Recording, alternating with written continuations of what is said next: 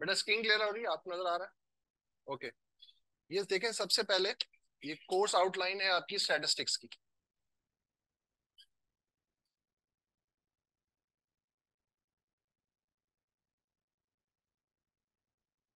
जो left side पे आपको नजर आ रहा है,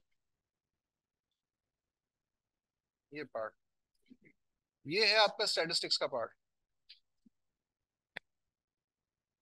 इसमें है इंट्रोडक्शन का चैप्टर है, measures of centre presentation of data है, मेजर्स ऑफ सेंट्रल टेंडेंसी है, मेजर्स ऑफ डिस्पर्जन और इंडेक्स नंबर्स। ये टॉपिक आप पढ़ते हैं तो ये 20 मार्क्स है आउट ऑफ 100। उसके बाद एक चैप्टर है आपका कोरिलेशन एंड रेग्रेशन, ये टॉपिक आपका 10 मार्क्स का है। नेक्स्ट है counting techniques, probability and probability distributions. ये तीन टॉपिक मिलाएं तो 10 मार्क्स ये बनते हैं आपके। और उसके बाद सैम्पलिंग से लेकर काय स्क्वायर तक, sampling, estimation, hypothesis testing and chi square, ये 10 मार्क्स है। इस तरह से आपका स्टैट्स का 50% का पोर्शन कवर हो जाता है। क्या आप लोगों को मालूम है कि आपका पेपर का स्टाइल क्या है? सीबीई है, कंप्यूटर बेस्ड एग्जाम है आपका। एमसीक्यूज आएंगे आपके सामने। आपका जो आपको जो अपना जो क्वेश्चन आएंगे आपके सामने वो होंगे टोटल 50। 100 मार्क्स का पेपर है। हर क्वेश्चन के 2 मार्क्स है।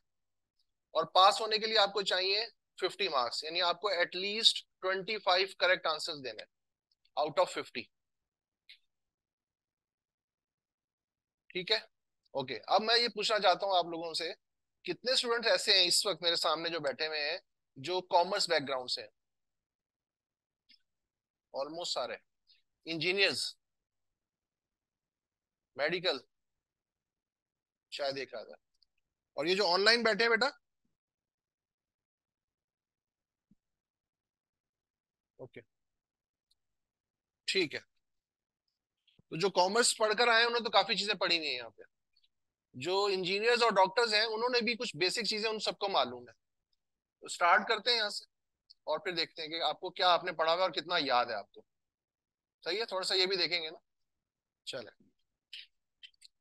सबसे पहली चीज,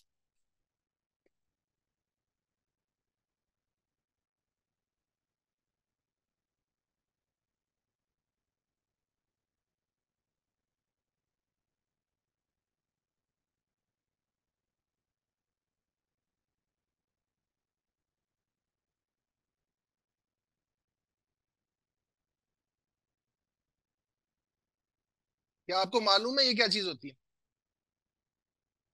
कौन बताना चाहता है? डेटा क्या चीज होती है बेटा? जी, ग्रुप ऑफ इंफॉर्मेशन। क्या आप एग्री करते हैं इससे? नहीं, सेट ऑफ इंफॉर्मेशन। क्या इंफॉर्मेशन और डेटा एक ही चीज है? फर्क है? क्या फर्क है दोनों में?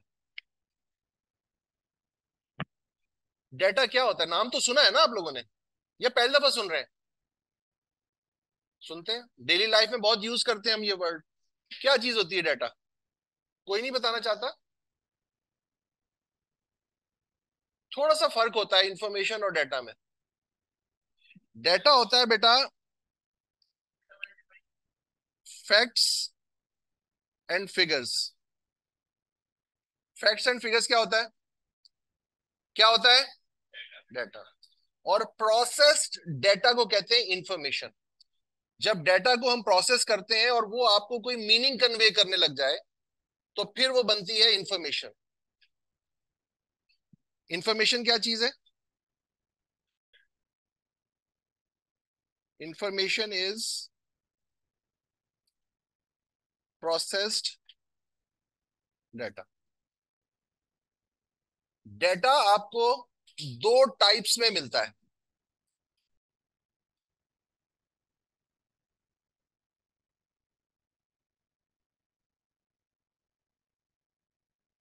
Qualitative and quantitative.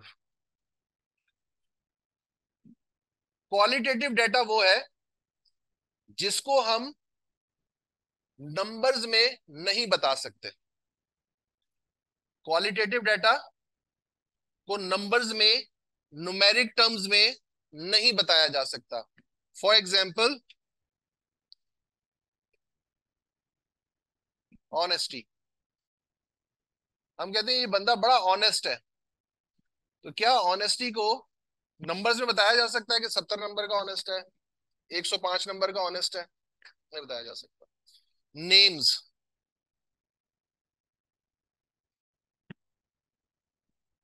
नंबर्स में नहीं बताए जा सकते। कलर, क्या नंबर में बताया जा सकता है? कलर को नंबर में बताया जा सकता है? बताया जा सकता है। फेयर एंड लवली वाले बता देते हैं। कभी देखा है फेयर एंड लवली वालों ने एक स्ट्रिप देते हैं साथ में, वो आप यहाँ लगा के देखें कि आप कौन से कंप्लेक्शन तक पहुंच चुके हैं। कभी नहीं देखा? कमाल करते हो तुम लोग। लेकिन खैर, नंबर्स को भी, कलर्स को भी नहीं बताया जा सकता। इसके कंपैरिजन में क्वांटिटेटिव डाटा वो डाटा है जिसको नंबर्स में बताया। मिसाल के तौर पर, इस क्लास में कितने स्टूडेंट बैठे हुए हैं, आप नंबर्स में बता सकते हैं। आपकी हाइट कितनी है, नंबर्स में बता सकते हैं। आपका वेट कितना है, नंबर्स में बता सकते हैं। इस बिल्डिंग में कितने रूम्स हैं, बताया जा सकता है। कराची की पॉपुलेशन क्या है, नंबर्स में बताया जा सकता है। आपकी जो आपका जो बिजनेस है वो कितना प्रॉफिट अर्न कर रहा है, नंबर्स में बताया जा सकता है। ये सब क्या है? Quantitative data. क्वांटिटेटिव डाटा को नंबर्स में बताया जा सकता है। अच्छा, अब ये जो क्वांटिटेटिव डाटा है इसको हम डिवाइड करते हैं डिस्क्रीट और कंटिन्यूस डाटा। अगर मैं आपसे ये पूछूं कि इस क्लास में कितने स्टूडेंट्स बैठे हुए हैं, तो आप मुझे काउंट करके बताएंगे या मेजर करके बताएंगे? तो जो डाटा आपको काउंटिंग से मिलता है उसको हम कहते हैं ये डिस्क्रीट डाटा है। डिस्क्रीट डाटा कौन सा होता है बेटा? Counting data. और अगर मैं आपसे ये पूछूं आपकी हाइट कितनी है, तो काउंट करेंगे या मेजर करेंगे? बोलो। तो जो मेजरमेंट से डाटा मिलता है उसको हम क्या कहते हैं? Continuous data. Okay. Discrete data की example, number of students in this class, number of units produced,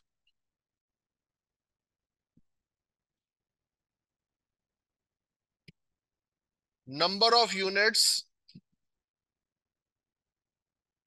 sold, etcetera. Continuous data,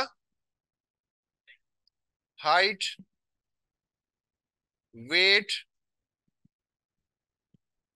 length, production in kgs और पाउंड्स।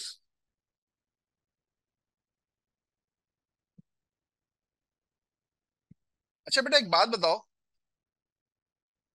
एक वेरिएबल हमारे पास है, कौन सा है? एज। ये डिस्क्रीट होगा या कंटिन्यूस होगा?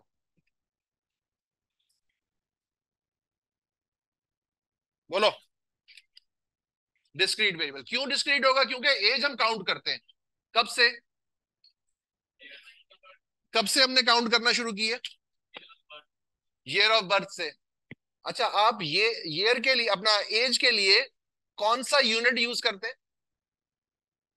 नॉर्मली आप ईयर्स यानी टाइम का यूनिट यूज करते हैं ना। तो टाइम जो है वो काउंट होता है कि मेजर होता है? टाइम काउंट होता है। Very good. ऐसा कब से होने लग गया? इंजीनियर्स बैठे हैं यहाँ पे, कॉमर्स वालों को तो माफ कर देते हैं ना, बेचारे। बेचारे होते हैं ये।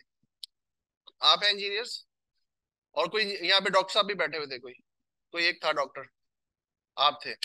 तो फिजिक्स तो पढ़ी होगी आप लोगों ने, उसमें ऐसा यूनिट्स तो पढ़े होंगे। ये जितने बैठे हुए हैं मैट्रिक में इन्होंने भी पढ़े थे, लेकिन इनको माफ कर देते हैं बेचारों को। ऐसा यूनिट्स पढ़े थे? पढ़े तो थे, हाँ, पढ़े तो थे। तो उसमें टाइम जो है वो क्या होता है? काउंट होता है या मेयर होता है? एक बहुत बड़ा जो डिफरेंस है ना, किसमें वाला, डिस्क्रीट और कंटिन्यूस में, वो ये है कि जो डिस्क्रीट वेरिएबल है ना वो पॉइंट्स में वैल्यूज नहीं लेता। इस क्लास में 25 स्टूडेंट्स होंगे या फिर 26 होंगे, 25.5 हो सकते हैं, नंबर ऑफ स्टूडेंट्स ऐसा हो सकता है, नहीं हो सकते ना। तो डिस्क्रीट वेरिएबल पॉइंट्स में वैल्यूज, जबकि कंटिन्यूस वेरिएबल पॉइंट्स में भी वैल्यूज ले लेता है। ये बात समझ में आई आप दोनों की? ओके।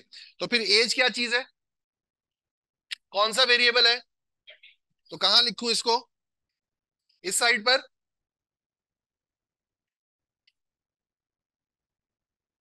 अच्छा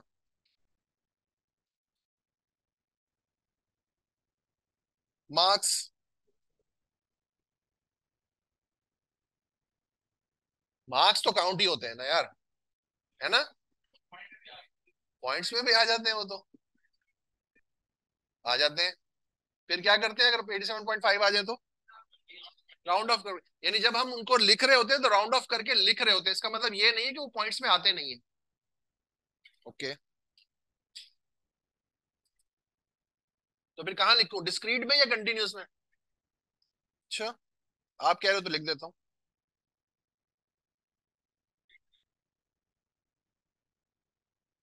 प्रॉफिट, अब प्रॉफिट तो काउंट ही होता है ना यार, पैसे तो काउंट ही होते हैं ना।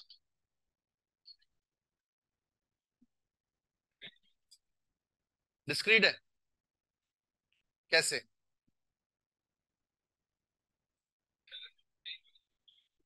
परसेंटेज में होता है।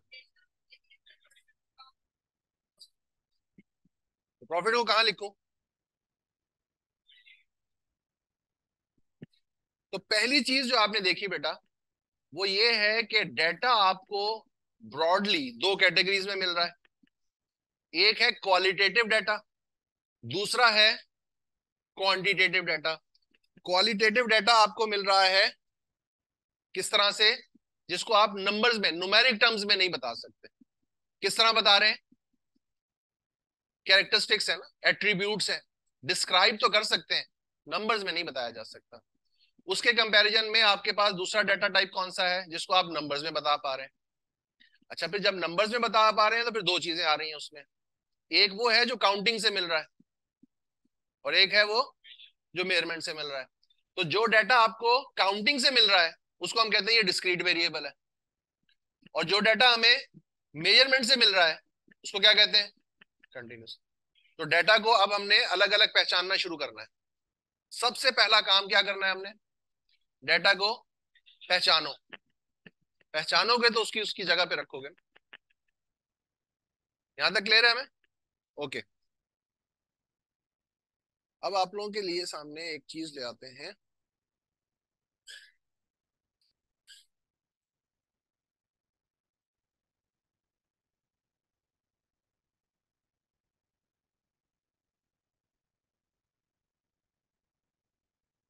ये देखें बेटा, difference between discrete and continuous variable, उसको हमने कंपेयर किया है। और कंपेयर करने के लिए कुछ बेसिस हमने लिए हैं, मीनिंग की बेसिस पर, वैल्यूज की बेसिस पर, क्लासिफिकेशन की बेसिस पर, कौन सी वैल्यूज अज्यूम करता है, किस तरह रिप्रेजेंट होता है, इन बेसिस पर हमने इसको डिफरेंशिएट किया इन दोनों को। अच्छा, number one, discrete variable refers to the variable that assumes a finite number of isolated values। पहली बात तो ये है कि हमारे पास जो डिस्क्रीट वेरिएबल है उसमें हमें आइसोलेटेड वैल्यूज मिलती हैं, यानी फॉर एग्जांपल 25 स्टूडेंट्स हैं या फिर 26 हैं, दरमियान में आपको गैप मिलेगा। जबकि कंटिन्यूस वेरिएबल में आपको गैप नहीं मिलता, पॉइंट्स में भी वैल्यूज लेता है। अच्छा, डिस्क्रीट वेरिएबल आपको किस तरह से मिल रहा है, काउंटिंग से। सेकंड पॉइंट को देखा, discrete variable values are obtained by, values are obtained by, तो जो मेजरमेंट से मिले वो, यानी आज के बाद आपके सामने अगर किसी वेरिएबल का नाम दे दिया जाए और आपसे पूछा जाए कि ये वेरिएबल डिस्क्रीट है या कंटिन्यूअस है, तो आप किस चीज पे गौर करेंगे कि ये हमें मिल कैसे रहा है। ये हमें मिल कैसे रहा है? अगर काउंटिंग से मिल रहा है तो डिस्क्रीट है, मेयरमेंट से मिल रहा है तो, समझ में आ रही है बात? आगे चलते हैं। एक चीज है जिसको हम कहते हैं क्लासिफिकेशन, और डिस्क्रीट वेरिएबल के लिए हम कौन सी क्लासिफिकेशन यूज कर रहे हैं और इसके लिए कौन सी कर रहे हैं? अच्छा, अब ये क्या चीज होती है इसको समझते हैं। जिन लोगों ने कॉमर्स के साथ पढ़ा है उन लोगों ने फ्रीक्वेंसी डिस्ट्रीब्यूशंस के साथ बहुत खेला होगा, और जिन लोगों ने इंटर कॉमर्स के साथ नहीं किया, मैट्रिक में, उन्होंने भी पढ़ा है। मैं आपके सामने बनाने लगा हूं, ये देखें। एक है जिसको हम कहते हैं class limits.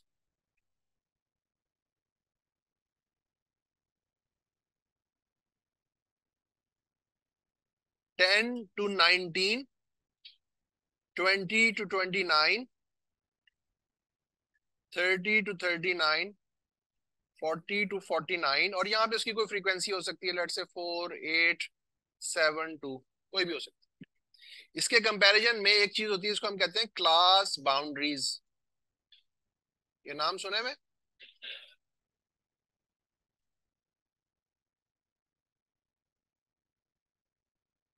10 to 20, 20 to 30, 30 to 40, 40 to 50, और इसके आगे इसकी भी कोई फ्रीक्वेंसी हो सकती है। क्या दोनों में डिफरेंस नजर आ रहा है आपको? क्या नजर आ रहा है? किसमें गैप नहीं है?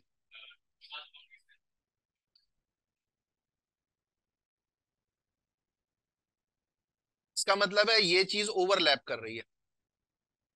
ये क्या कर रही है? ओवरलैप कर रही है। ये ओवरलैप कर रही है। यहां पर कोई ओवरलैपिंग नहीं है, तो डिस्क्रीट वेरिएबल में आपको गैप मिलता है। इसलिए आप देखें कि जब हमारे पास वेरिएबल डिस्क्रीट होगा, उसके लिए अगर हम कोई फ्रीक्वेंसी डिस्ट्रीब्यूशन बनाना चाहेंगे तो किस किस्म की बनानी चाहिए? जिसमें गैप हो। और गैप किसमें है? और अगर हमारे पास वेरिएबल होगा कौन सा? कंटिन्यूअस, उसमें गैप, तो उसके लिए कौन सी क्लासिफिकेशन यूज करनी चाहिए? क्लास बाउंड्रीज में। तो आपको अब चीजें क्लियर होती जा रही है कि हम क्या करने वाले हैं। सबसे पहला काम हम क्या कर रहे हैं? हम ये समझने की कोशिश कर रहे हैं कि डेटा होता क्या है। फिर हमने ये देखा कि वो उसकी कौन सी दो फॉर्म्स हैं, कौन सी दो फॉर्म्स में मिलता है। जो पहली फॉर्म है उसको हम किस तरह से लिख सकते हैं, दूसरी फॉर्म को किस तरह से लिखा जा सकता है। अच्छा, फिर जो नंबर्स की फॉर्म में आ जाती है उसको फिर हमने फर्दर कैटेगराइज किया है किसमें? काउंटिंग में। और कौन सा काउंटिंग से मिल रहा है, कौन सा? तो जब मिल गया तो पहला क्वेश्चन हमारे सामने ये आता है ना कि इसको प्रेजेंट करना है। जब हमने, तो जब प्रेजेंट करने जा रहे हैं, तो अगर हमें काउंटिंग से मिलने वाला डाटा है जिसको हमने डिस्क्रीट कहा है, उसके लिए किस टाइप की प्रेजेंटेशन होनी चाहिए? क्लास लिमिट्स वाली। और अगर मेजरमेंट से मिल रहा है, बात समझ में आ रही है? यहां तक क्लियर है हमें? तो यहां पर जो अभी हमने कहा कि जी क्लासिफिकेशन, ये देखें, डिस्क्रीट वेरिएबल, नॉन ओवरलैपिंग। ये बेटा बात सुनो, ये जो ऑनलाइन बैठे हुए हो मिस्टर, ये जो बच्चा भी यहाँ पे हरकतें कर रहा है ना, दोबारा मत करना। स्क्रीन मिल गई बस, ने कहा चलो खेल ले थोड़ा सा। और कंटिन्यूअस वेरिएबल में क्या है? ओवरलैपिंग। ठीक हो गया? अच्छा, अब इनके दो और नाम भी हैं। ये जो क्लास लिमिट्स और क्लास बाउंड्रीज हैं, एक तो क्लास लिमिट्स है, क्लास लिमिट्स का एक और नाम भी होता है। नहीं। और क्लास बाउंड्री का एक और नाम होता है, इसको हम कहते हैं एक्सक्लूसिव टाइप। क्या कहते हैं? और इसको हम कहते हैं इंक्लूसिव, इंक्लूसिव टाइप। इसको क्या कहते हैं? अच्छा, अब ये इंक्लूसिव और एक्सक्लूसिव का मतलब क्या है, यानी इससे हमें क्या पता चल रहा है? यहां पर हम कहते हैं ये क्लास लिमिट जो है ना, ये इंक्लूसिव टाइप ऑफ क्लासिफिकेशन है। इसमें लोअर लिमिट भी इंक्लूडेड है, अपर लिमिट भी इंक्लूडेड है। यानी जब मैं काउंट करूंगा तो 10 को भी काउंट करूंगा और 19 को भी काउंट करूंगा, तब मेरे पास 10 वैल्यूज बनेंगी। 10, 11, 12, 13, 14, 15, 16, 17, 18, 19, 10 वैल्यूज इस तरह से बन रही हैं।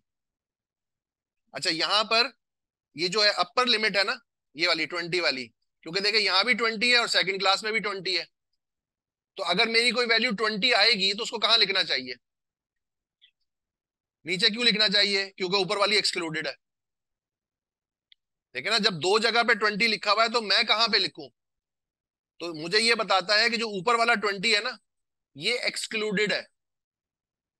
ये ऊपर वाला जो 30 है ना, ये एक्सक्लूडेड है, ये शामिल नहीं है इस क्लास के अंदर। अच्छा देखिए, इसीलिए आपको, जिन लोगों ने अब पहले पढ़ी भी है, अगर आपके पास हो ना क्लास बाउंड्रीज, और वहां पर आपने साइज ऑफ क्लास इंटरवल निकालना हो, जिसको आप एच लिखते थे और सारी जिंदगी हाइट पढ़ते आए, सारी जिंदगी इसको हाइट ऑफ क्लास पढ़ते आए ना, एच लिखकर, हालांकि ये साइज ऑफ क्लास इंटरवल है। क्या है ये? साइज ऑफ क्लास इंटरवल कैसे निकलता है? अगर हो क्लास बाउंड्रीज तो फिर निकलता है upper class boundary minus lower class boundary, और अगर हो क्लास लिमिट्स तो फिर कैसे निकलता है?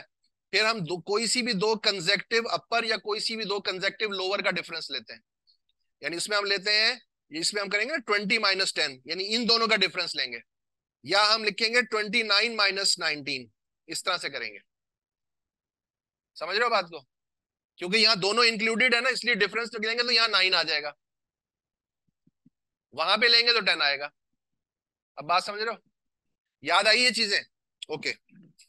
तो यहां पर हम क्या कर रहे थे? हमने क्या डिसाइड किया? हमने कहा कि अगर हमारा वेरिएबल कौन सा है? डिस्क्रीट। कौन सा है? तो हम कौन सी क्लासिफिकेशन यूज करेंगे? इंक्लूसिव टाइप या क्लास इंटरवल्स या क्लास लिमिट्स। और अगर हमारा वेरिएबल कौन सा होगा तो फिर कौन सी क्लासिफिकेशन यूज करेंगे? एक्सक्लूसिव टाइप या क्लास बाउंड्रीज। एक और नाम अभी पढ़ा हमने, नॉन ओवरलैपिंग और ओवरलैपिंग। नॉन ओवरलैपिंग किसके लिए है और ओवरलैपिंग किसके लिए है? ठीक हो गया बेटा? यहां तक हमें क्लियर है चीजें? अच्छा, नेक्स्ट हम पढ़ते हैं। डिस्क्रीट वेरिएबल अज्यूम्स डिस्टिंक्ट और separate values. Continuous variable assumes any value between the two values. जब अभी मैंने आपसे एक क्वेश्चन पूछा था हाइट के लिए, तो जब हाइट को हम मेयर करते हैं तो जनरली हम किस तरह से बोलते हैं? भाई इतने फीट और इतने इंचेस का हूं मैं। जैसे मैं कहता हूं मैं 5 फीट 8 इंचेस। आ जाओ आ जाओ बेटा, आ जाओ। मैं तो शुरू में कहा था आप आगे बैठा करो, आगे आ जाओ।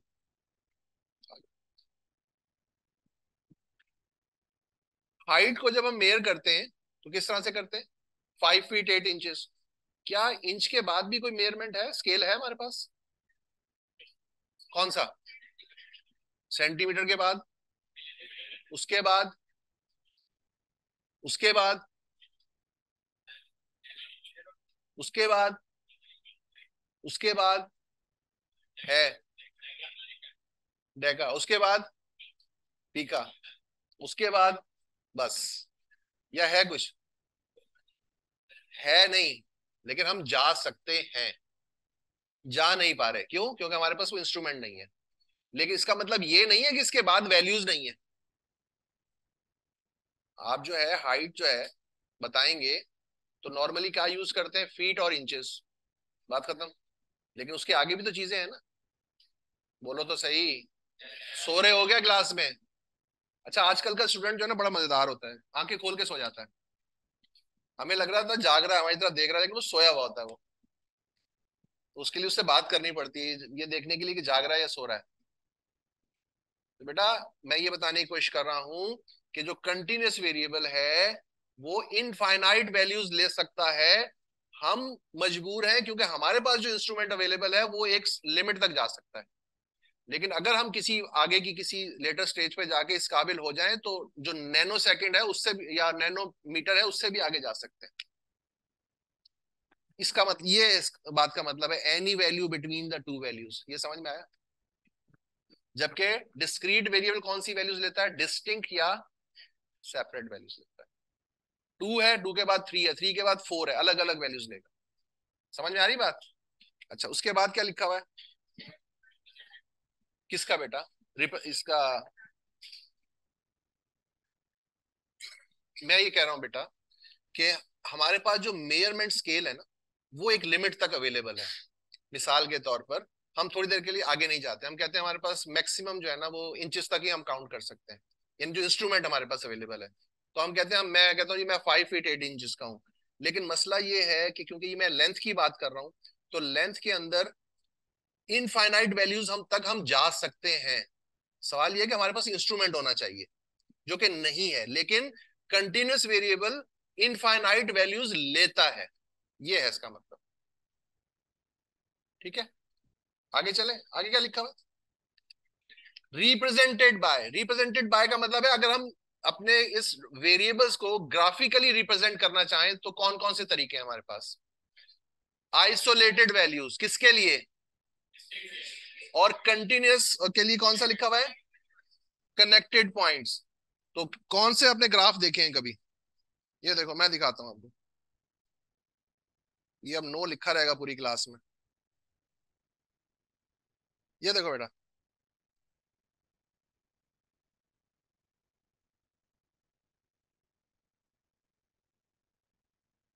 इस तरह के ग्राफ देखे हैं कभी?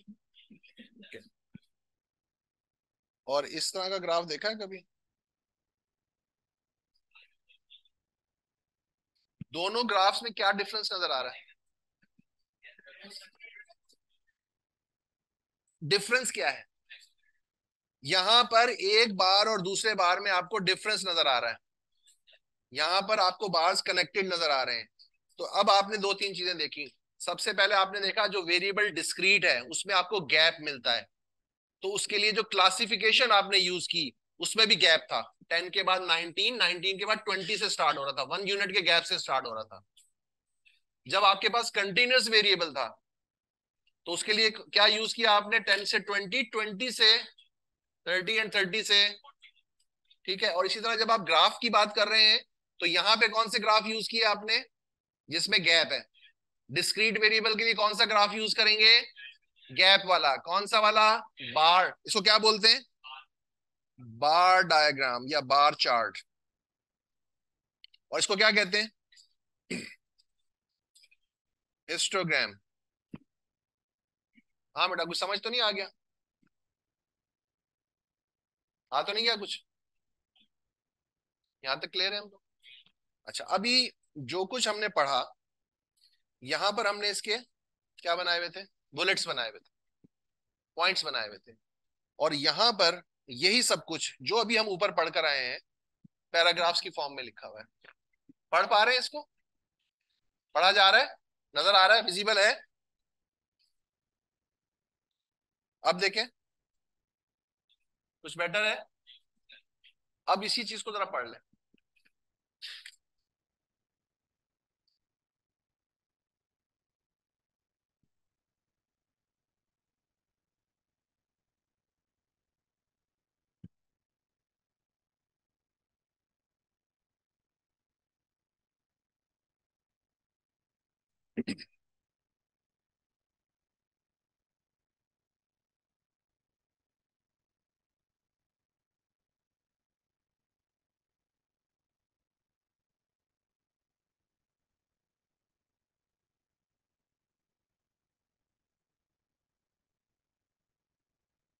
पढ़ लो तो बता देना।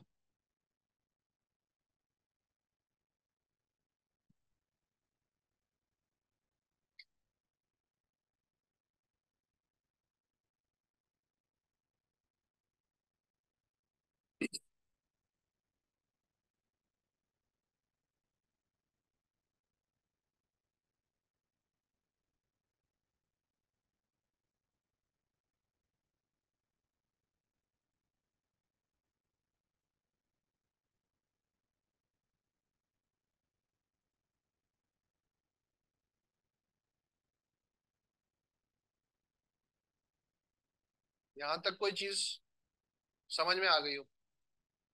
कुछ नहीं है? हैं? Fourth point, discrete variable assumes independent values, यही बात कह रहे हैं जो यहाँ पे कह रहे हैं। यानी आपकी क्लास में या 25 स्टूडेंट होंगे या 26 होंगे, ये बात यहाँ लिखी हुई है। Discrete variable assumes independent values, अलग अलग वैल्यूज है ना, आपस में कोई कनेक्शन नहीं है।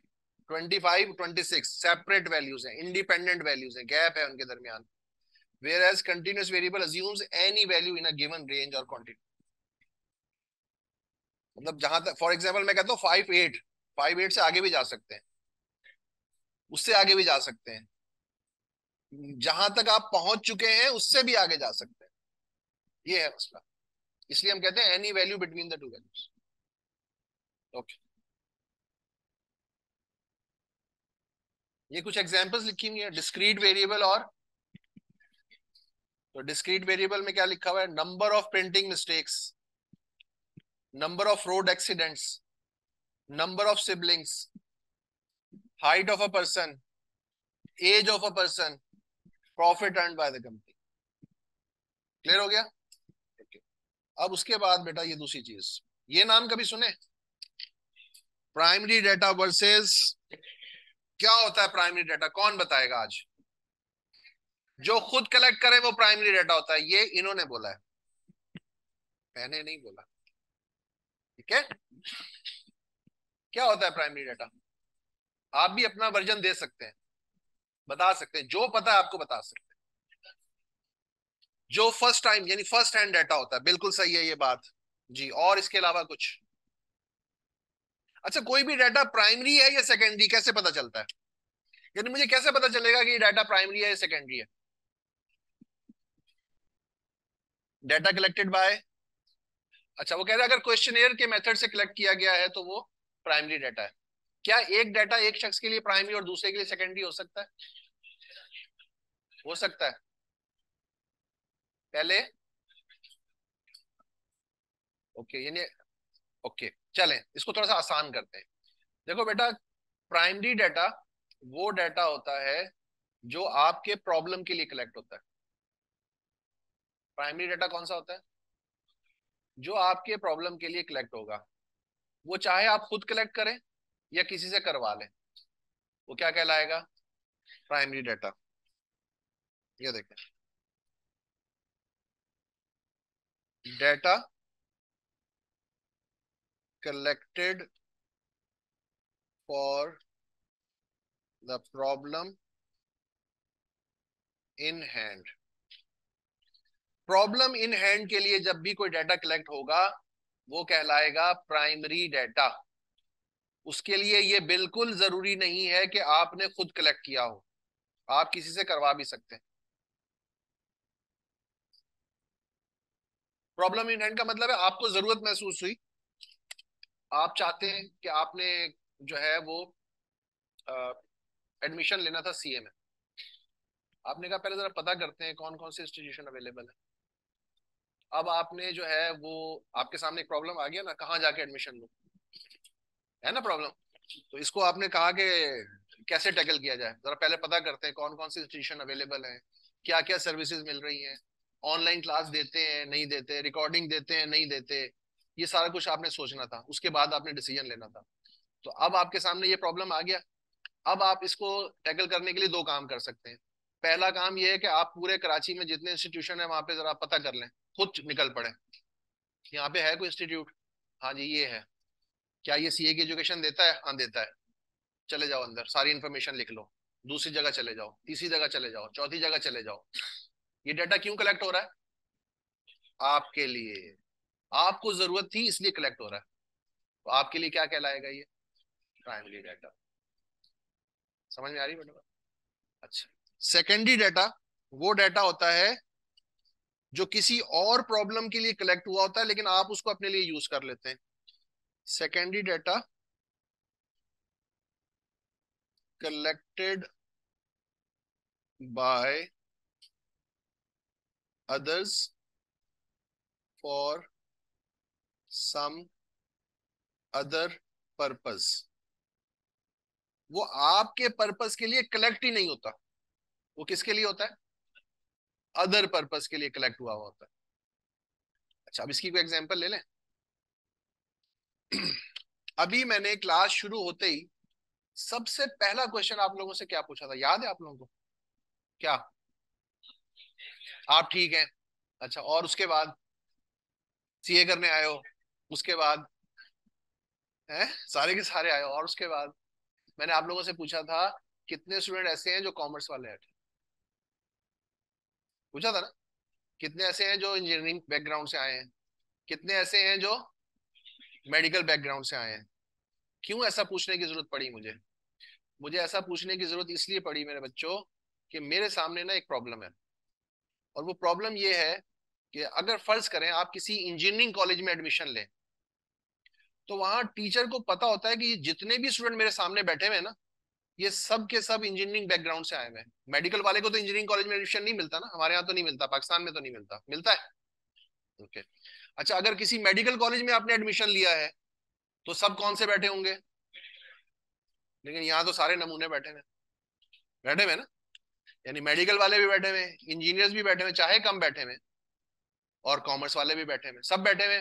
तो मैंने क्या पढ़ाना है आपको? स्टैटिस्टिक्स। अच्छा, अब मेरे सामने प्रॉब्लम ये है कि जितने कॉमर्स वाले हैं उन्होंने पूरा साल स्टैटिस्टिक्स पढ़ी है। ये अल्लाह ताला का शुक्र है कि हमारे यहाँ बच्चा जिस तरीके से पढ़ता है वो एग्जाम के अगले दिन भूल जाता है। मतलब ये अल्लाह का शुक्र है, वरना तो हम कहाँ जाते, किसको पढ़ा रहे होते। इंटर में पढ़ लिया, बस बात खत्म हो गई। लेकिन चूंकि आप भूल चुके हैं, तो इसलिए हमारा काम चल रहा है। लेकिन अगर फर्ज कर लेते हैं कि आपको याद है कुछ चीजें जो कि नहीं होती अक्सर, तो क्या प्रॉब्लम आएगा मेरे सामने? जब मैं बिल्कुल बेसिक चीजें पढ़ाना शुरू करूंगा, तो कॉमर्स वाले बोर हो जाएंगे। यार 2 साल पढ़ के आए, फिर वही पढ़ाया जा रहा है। बोलेंगे कि नहीं बोलेंगे? अगर आपको सब कुछ याद होगा तो ठीक हो गया। अच्छा, अगर मैं थोड़ा सा ऊपर से स्टार्ट करूं, यानी मैं समझता हूँ कि सबको पता है, तो चलो मैं आगे से स्टार्ट कर लेता हूँ। ये बात तो इनको मालूम है, आगे से चलता जाता हूँ। तो ये इंजीनियरिंग वाले और जो मेडिकल वाले हैं, इनका क्या होगा? ये मेरी तरफ देखना शुरू कर देंगे, क्या बोले जा रहा है ये। मेरी बात समझ रहे हो आप? मेरा प्रॉब्लम ये है कि मैं अपना लेक्चर कहां से स्टार्ट करूं, इस लेवल से स्टार्ट करूं, इस लेवल से स्टार्ट करूं, इस लेवल से स्टार्ट करूं। प्रॉब्लम समझ में आ गया? अब इस प्रॉब्लम को टैकल करने के लिए मेरे पास दो तरीके हैं। मैंने कौन सा यूज किया? पहले वाला। मैंने खुद ही आपसे पूछ लिया, मुझे डाटा मिल गया, मुझे पता चल गया कि एक मेडिकल वाला बैठा है, वो दो या तीन इंजीनियरिंग वाले बैठे हैं, संभाल लूंगा इनको, मसला ही कोई नहीं। समझ रहे हो बात को? अच्छा, ये क्या है? Primary data. क्यों प्राइमरी डाटा है? क्योंकि मुझे प्रॉब्लम था, मैंने लेक्चर स्टार्ट कहां से करना है, इसलिए कलेक्ट किया। तो ये क्या हुआ? अच्छा, मैं अगर आपके जिम्मे लगा देता या आपके जिम्मे लगा देता, बेटा जरा मेरे बिहाफ पे इन सबसे ये डाटा कलेक्ट कर लो, तब भी ये प्राइमरी रहता, क्योंकि ये मेरे पर्पस के लिए कलेक्ट हो रहा है। अच्छा, एक और तरीका भी होता है ये इन्फॉर्मेशन लेने का। मुझे नहीं पता आपने एडमिशन लिया है या नहीं लिया, लेकिन हो सकता है आपने कोई फॉर्म शॉर्म फिल करके दिया। जनरली थोड़ी देर के लिए मान लेता हूँ कि आप एडमिशन ले चुके हैं। तो जब आप एडमिशन ले चुके हैं, तो आप एक एडमिशन फॉर्म फिल करते हैं कि नहीं करते? कहीं लिया था एडमिशन जिंदगी में, कुछ तो फिल किया होगा। वहां पे डिटेल्स अपनी लिखते हो कि नहीं लिखते? तो वहां पे ये भी लिखते हो ना कि पहले कहाँ तक पढ़ चुके हो। तो वहां भी तो ये सारा डाटा मौजूद है। कहाँ पे? आपके एडमिन ऑफिस में मौजूद है ना। मैं वहां से जाता और उनसे कहता, सर जरा 2 मिनट के लिए मुझे जरा आपके पास जो एडमिशन फॉर्म पड़े मुझे दिखाएं, मेरा देखना है बच्चे कौन कौन से हैं, कहाँ कहाँ से आए। यही सारी इन्फॉर्मेशन मुझे वहां से मिल सकती थी। क्या वो इन्फॉर्मेशन उन्होंने मेरे लिए कलेक्ट की थी? किसके लिए कलेक्ट की? अपने ऑफिस के रिकॉर्ड के लिए कलेक्ट की थी। तो उनके लिए वो क्या था, मेरे लिए क्या होगा? समझ में तो नहीं आया ना? बहुत कोशिश की कि ना आए, लेकिन फिर भी आ गया। समझ में आ रही बेटा बात? तो प्राइमरी डाटा वो डाटा है जो आपके पर्पस के लिए कलेक्ट होता है, और सेकेंडरी डाटा कौन सा होता है? जो किसी और पर्पस के लिए कलेक्ट हुआ होता है, आप उसको अपने लिए यूज कर लेते हैं। ठीक हो गया? अब जरा इसको पढ़ने की कोशिश करते हैं। ये देख, उसी तरह जैसे अभी हमने डिस्क्रीट और कंटिन्यूस को समझा था, थोड़ा इसको भी समझने की कोशिश करते हैं। तो पहली चीज क्या नजर आ रही है?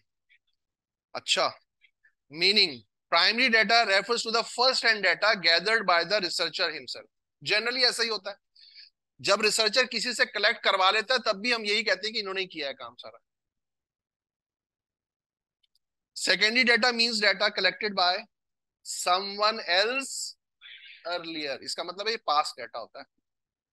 ओके। तो जो आपका प्राइमरी डाटा है वो रियल टाइम डाटा है। रियल टाइम डाटा का मतलब क्या होता है?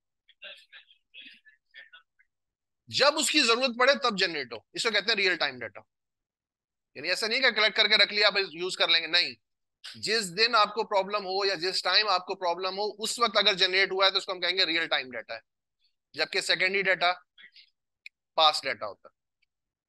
अच्छा, यहां लिखा हुआ है प्रोसेस, ये वेरी इन्वॉल्व कौन समझाएगा मुझे? कोई समझा सकता है आप में से? इसका मतलब क्या होता है? अच्छा, इन्वॉल्व होना पड़ता है उसमें, वाह क्या बात है, ये तो पता नहीं था मुझे। ज्यादा मत हो जाना इन्वॉल्व बेटा, फिर बाद में आंसू बहाता है इंसान जी। सॉरी। तो पास उसमें उसमें नहीं करनी होती, वो किसी और की मेहनत होती है। अच्छा, हाँ ये बात भी सही है। देखिए बेटा, प्राइमरी डाटा की अगर आपको मैं एग्जांपल दूं ना, कि उसमें ये नहीं वेरी इन्वॉल्व आपको समझाना चाहूँ तो, मुझे नहीं पता कि आज से कोई 2017 में आपकी क्या पोजीशन थी, यानी आप दिमागी तौर पर और जिस्मानी तौर पर किस लेवल तक पहुंचे हुए थे। लेकिन थोड़ी देर के लिए इतना मान लेता हूँ कि आपको इतना पता जरूर चलता था कि अगर कोई बेल बजती थी, कोई आता था, तो आप पहचान लेते थे ये घर का बंदा नहीं है, बाहर का है कोई। थोड़ी देर के लिए मान लेते हैं। तो आपको अगर याद हो, तो उस वक्त सेंसस हुआ था पाकिस्तान में। सेंसस समझते हो? मर्दमशुमारी, काउंट किया गया था पाकिस्तान की आबादी कितनी है। उसमें कराची की पॉपुलेशन भी काउंट की गई थी। कोई बता सकता है कितनी 2.5 करोड़। जी, 2 करोड़। 2.5 ढाई होता है बेटा। तो मैंने कहा कोई अलग फिगर दे रहे हो जी। 2 करोड़, 1.5 करोड़, 1 करोड़, 3 करोड़, पक्का? ओके। अच्छा, ये जो फिगर है ना बेटा, ये अगर आप इसको चेक करना चाहें तो हमारे पास एक डिपार्टमेंट है जिसको हम कहते हैं डिपार्टमेंट ऑफ स्टैटिस्टिक्स, पाकिस्तान का। वो उसका ये काम था, उसने सेंसस किया था, उसने ये फिगर अपनी वेबसाइट पे डाली भी, आप गूगल करेंगे आपको मिल जाएगी। तकरीबन कोई 14.95 मिलियन के अराउंड है, तकरीबन 1.5 करोड़ कराची की आबादी है। ऑफिशियल फिगर जो है 2017 के सेंसस की, कितनी? 1.5 करोड़। ठीक है। तो ये जो 1.5 करोड़ की फिगर हमें मिल गई, यानी जिसको हमने सिर्फ एक क्लिक के ऊपर उठा लेते हैं। आज हम एक गूगल पे एक क्लिक करते हैं और हमें ये फिगर मिल जाती है। लेकिन गवर्नमेंट को ये फिगर निकालने के लिए ना पसीने निकल जाते हैं गवर्नमेंट के।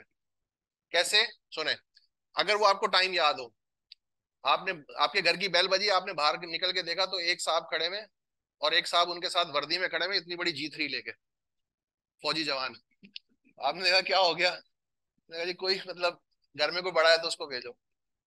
घर के बड़े बाहर आए तो उनको एक फॉर्म पकड़ाया कि सर ये रख लें, इस पे अपनी डिटेल्स फिल करके रखिएगा, हम 2 से 3 दिन के बाद वापस आएंगे, आपसे ये फॉर्म ले जाएंगे।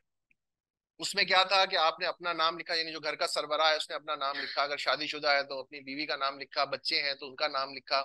फिर उसने ये बताया कि कितने बच्चे हैं जो 18 साल से ऊपर हैं, कितने बच्चे हैं जो 18 साल से कम हैं। फिर आपका मजहब क्या है, आपका सेक्ट क्या है, आपकी जात क्या है, आप करते क्या है, गवर्नमेंट मुलाजिम है, प्राइवेट मुलाजिम है, मतलब एक ठीक ठाक किस्म की डिटेल्स उसमें आपने वो सब कुछ आपने फिल करके रखा। 2 से 3 दिन के बाद वो साहब दोबारा आए, उन्होंने आपसे वो फॉर्म लिया और चले गए। उसके बाद वो फॉर्म उन्होंने आगे जाकर अपने ऑफिस में जमा कराया, फिर वहां पे कुछ लोग बैठे हुए थे जो उस डाटा को एंटर कर रहे थे, फिर उनके ऊपर कुछ लोग बैठे हुए थे जो उस डाटा को मॉनिटर कर रहे थे। तो अब बात ये देखेंगे बेटा, वो जो शख्स आपके घर आया था वो एक सरकारी मुलाजिम था, जनरली वही होता है। उसके साथ एक फौजी जवान आया था। तो वो जब घर से चले होंगे, जब भी आप कोई भी सरकारी मुलाजिम अपने ऑफिस से बाहर निकलकर कोई काम करता है तो वो एक्स्ट्रा चार्ज करता है। फौजी जवान को भी जब बाहर निकलेगा तो उसको एक्स्ट्रा पैसे देने पड़े। तो सबसे पहली चीज फाइनेंशियल रिसोर्स लगा। नंबर 2, ह्यूमन रिसोर्स रखा लगा, यानी डेटा कलेक्ट करने वाले, फिर उनकी सिक्योरिटी वाले, फिर उनकी ट्रांसपोर्टेशन वाले। ट्रांसपोर्टेशन भी तो चाहिए ना उनको। फाइनेंशियल रिसोर्स, ह्यूमन रिसोर्स, उसके बाद जिन लोगों ने उस डेटा को फीड किया, देखा, टेक्निकल रिसोर्स, फिर कुछ लोगों ने उनको मैनेज किया, मैनेजरियल रिसोर्स, ये सब कुछ चाहिए था। और इस काम के अंदर कई महीने लगे, और उसके बाद जाके ये 1.5 करोड़ की फिगर लिखी निकली, और फिर हम लोगों ने कहा कि नहीं हम तो इसको मानते ही नहीं।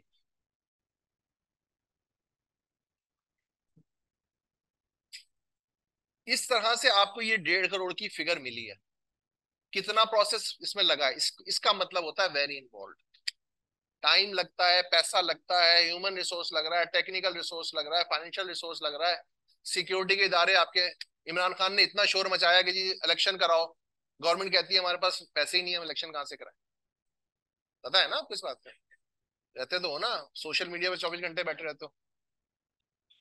आ गया रहने दो, आ जाओ आ जाओ। तुम ऐसे उठते बैठते रहा करो, चलता रहेगा ये।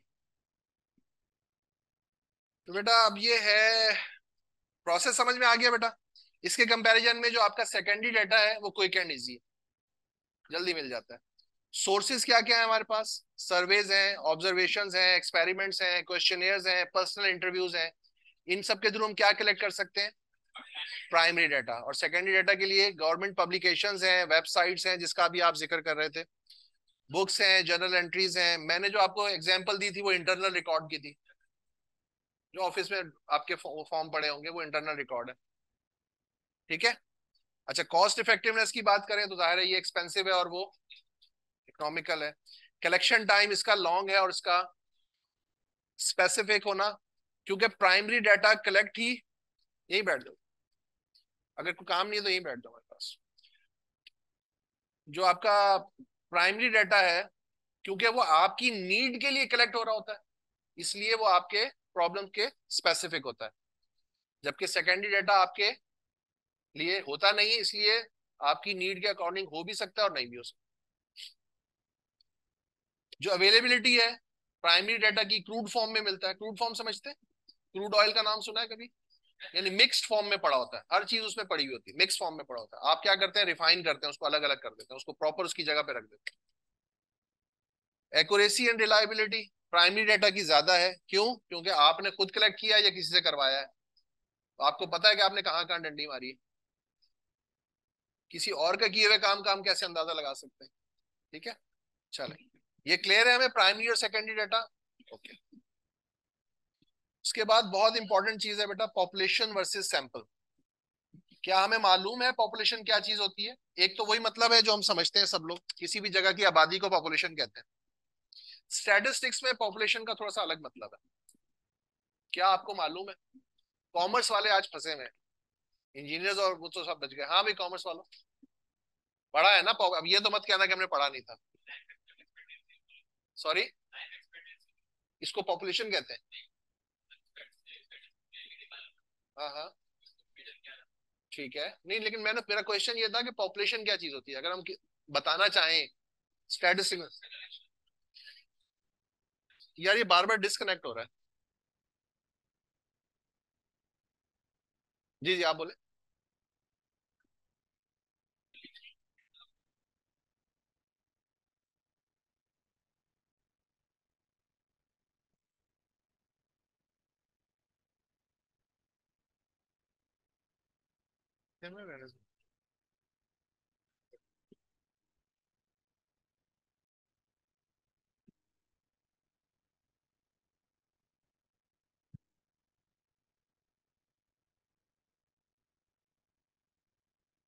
देखिए बेटा, स्टैटिस्टिक्स में पॉपुलेशन है वो इंडिविजुअल्स, वो आइटम्स, ठीक है बेटा, वो इंडिविजुअल्स, वो आइटम्स, वो ऑब्जेक्ट्स जो आपके इंटरेस्ट से रिलेटेड है, जो आपके इंटरेस्ट से रिलेटेड है। आजकल आपने देखा होगा कि ऑनलाइन शॉपिंग का बड़ा जमाना है, करते ही लोग ऑनलाइन शॉपिंग है। एक बड़ी मशहूर हमारे पास ऐप है जिसको हम कहते हैं दराज ऐप, एग्जाम्पल के तौर पे उसी का नाम ले लेते हैं।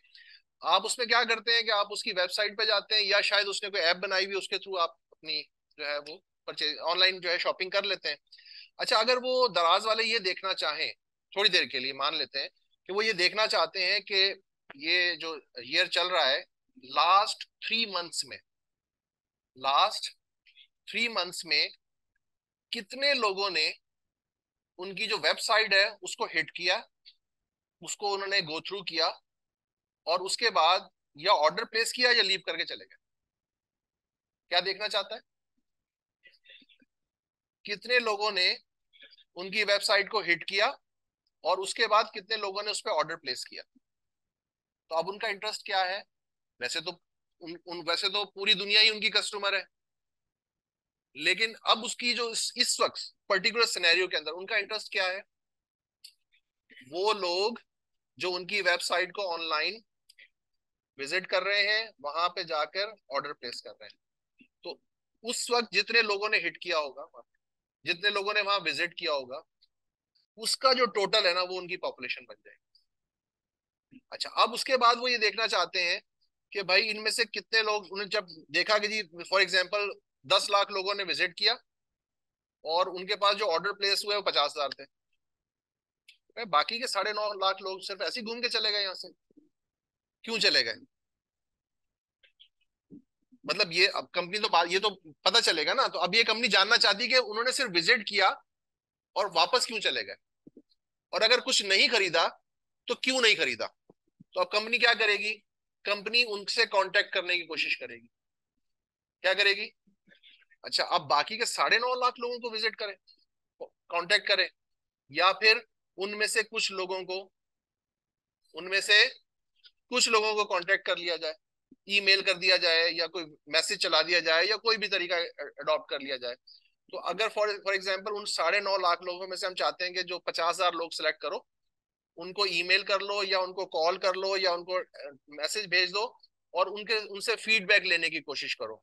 तो दो चीजें हमारे सामने, कितने लोगों ने विजिट किया, पॉपुलेशन, उनमें से हमने कितने लोगों को ईमेल की, वो सैंपल। समझ में आई बात बेटा? हमारा पॉपुलेशन कौन सी बनी थी, वो लोग जिन्होंने ऑनलाइन विजिट किया। वैसे तो बहुत सारे लोग कस्टमर है ना, लेकिन उनकी पॉपुलेशन कौन सी बन रही है, जिन्होंने ऑनलाइन उनकी वेबसाइट को विजिट किया। अच्छा, इसी तरह एक और एग्जांपल लेते हैं, समझ में और क्लियर हो जाएगा। थोड़ी देर के लिए मान लेते हैं कि आप लोगों ने अपनी जिंदगी का एक डिसीजन लिया कि आपको चार्टर्ड अकाउंटेंट बनना है। मतलब इंसान अपने साथ खुद ही करता है, बाहर वाले थोड़ी करते हैं। तुम लोगों ने ही फैसला कर लिया कि तुम्हें चार्टर्ड अकाउंटेंट बनना है, ठीक है, आ जाओ फिर अब मैदान में। अच्छा, उसके बाद अब आप लोगों ने ये देखा कि हमें कौन से इंस्टीट्यूट को ज्वाइन करना चाहिए, कहाँ जाके पढ़ें, क्या क्या ऑप्शंस अवेलेबल हैं। तो अब आपने कराची के अंदर इंस्टीट्यूट देखना शुरू कर दिया। तो आपको पता ये चला कि कराची में कोई 15 या 20 इंस्टीट्यूट ऐसे हैं जहां पर हमें ये एजुकेशन मिल सकती है। तो आपका इंटरेस्ट क्या था? कराची के वो कॉलेजेस, वो इंस्टीट्यूशंस जहां सीए की एजुकेशन मिल सकती है। तो जो 15-20 कॉलेज आपके सामने आए वो आपकी पॉपुलेशन थी। अब हर कॉलेज आपका पॉपुलेशन में नहीं आएगा, हर यूनिवर्सिटी आपकी पॉपुलेशन कौन है, जहां पर जो आपके इंटरेस्ट से रिलेटेड था, वो 15-20 कॉलेज। उसके बाद अब आपके पास दो ऑप्शन है, उन सबको विजिट कर लिया जाए, या उनमें से 2-4 कॉलेज सिलेक्ट करके उनको विजिट करके उनसे बात कर लिया जाए, फिर जो समझ में आएगा वहां एडमिशन ले लेंगे। तो आपने, जी, नहीं नहीं नहीं नहीं, जो आपने सिलेक्ट करके जिनको विजिट किया, आपके फॉर एग्जांपल 15 कॉलेज मिल गए आपको पूरे कराची में। अब आपने कहा कि इसमें से ऐसा करते हैं, 2 कॉलेज हम पीसीएचएस में विजिट कर लेते हैं, एक जौहर में विजिट कर लेते हैं, 2 हम नॉर्थ नाजाबाद में विजिट कर लेते हैं, एग्जाम्पल दे रहा हूँ। तो आपने कितने कॉलेज ढूंढे जिनको विजिट करना है? ये 5 आपका सैंपल है। अब उसमें से जो टोटल 15 थे वो पॉपुलेशन, उसमें से जिनको आपने सेलेक्ट करके विजिट किया वो सैंपल। अब ये पॉपुलेशन और सैंपल हमें क्लियर हो गया बेटा? जी, एक भी हो सकती है, दो भी हो सकती है, वो तो डिपेंड करता है कि आप किस टाइप के उस पर जा रहे हैं। अच्छा, दूसरी चीज, यहां पर आपको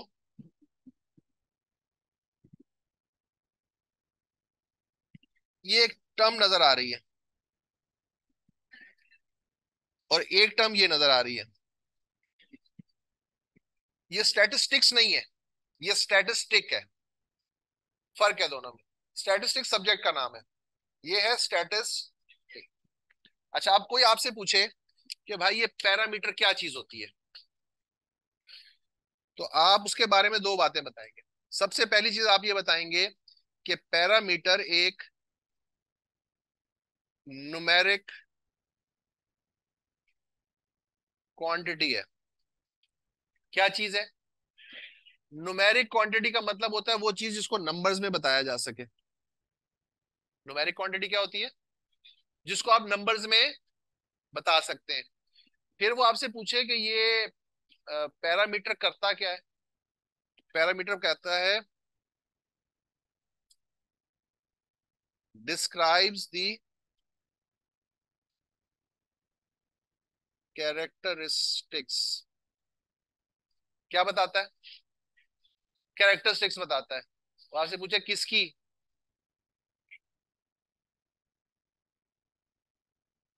तो ये काम जो भी करता है उसको पैरामीटर कहते हैं। ये काम जो भी करेगा हम उसको क्या कहेंगे? पैरामीटर न्यूमेरिक क्वांटिटी होती है, नंबर्स में बताई जा सकती है। क्या काम करती है? कैरेक्टरिस्टिक्स बताती है। किसकी कैरेक्टरिस्टिक्स बताती है? पॉपुलेशन की। तो उसको क्या कहेंगे? अच्छा, सेम चीज हम लिखेंगे, numeric quantity describes the characteristics, आगे लिखेंगे सैंपल, तो वो क्या बन जाएगा? स्टैटिस्टिक। तो पॉपुलेशन से पैरामीटर, सैंपल से स्टैटिस्टिक। नहीं समझ में आया? नहीं समझ में आया। ये समझ में आया कि न्यूमेरिक क्वांटिटी का मतलब क्या होता है? यानी मैं अगर आपसे ये कहूं कि बेटा पैरामीटर क्या होता है, तो आप पहली बात उसके बारे में क्या बोलेंगे? ये आप पहली बात उसके बारे में बोलेंगे ये एक न्यूमेरिक क्वांटिटी है। क्या बोलेंगे? न्यूमेरिक क्वांटिटी का मतलब जिसको नंबर्स में बताया जा सकता है। फिर मैं आपसे पूछूंगा अच्छा ये करता क्या है, आप कहेंगे कैरेक्टरिस्टिक्स बताता है। मैं कहूंगा किसकी, आप कहेंगे पॉपुलेशन की। तो न्यूमेरिक क्वांटिटी कैरेक्टरिस्टिक्स बताए पॉपुलेशन की तो क्या कहलाएगी? अब उसके बाद मैं आपसे कहूंगा इसकी कोई एग्जांपल दो, तो आप कहेंगे पॉपुलेशन एवरेज।